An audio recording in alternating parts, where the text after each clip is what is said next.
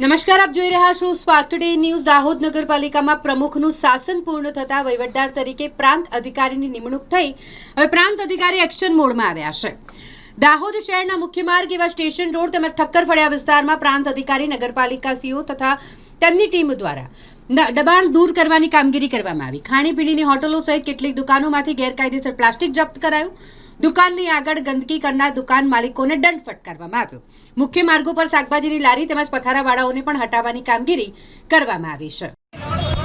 અવારનવાર મળતી ફરિયાદો અને રજૂઆતોના આધારે શાકભાજીની દુકાનો, ફળફળાદીની લારીઓવાળા અને હંગામી દબાણદારોના પ્રશ્નોના કારણે મળતી ફરિયાદોના અનુસંધાને આજે દાહોદ નગરપાલિકામાં શરૂ કરવામાં આવેલી આ ડ્રાઈવની અંદર તમામ નગરપાલિકાનું તંત્ર જોડાયેલું છે, સાથે અમારા ચીફ ઓફિસર સાહેબ પણ છે અને આ કામગીરી સારી રીતે ચાલુ થઈ છે।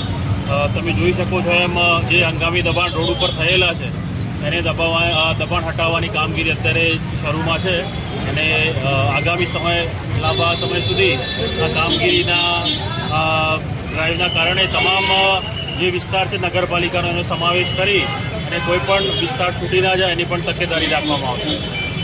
સાથે સાથે જે પ્રતિબંધિત પ્રકારનું પ્લાસ્ટિક છે એનું પણ નિકાલ કરવામાં આવી રહ્યો છે, એને જપ્ત કરી લેવામાં આવી રહ્યું છે। સાથે સાથે જે અવ્યવસ્થિત પાર્કિંગ છે એનું પણ સાથે શિક્ષાત્મક કાર્યવાહી સ્વરૂપે એને દંડની પાવતી પોલીસ દ્વારા આપવામાં આવી રહી છે અને ખાદ્ય સામગ્રીનું પણ સેનેટરી ઇન્સ્પેક્ટર દ્વારા તપાસ કરવામાં આવી રહી છે।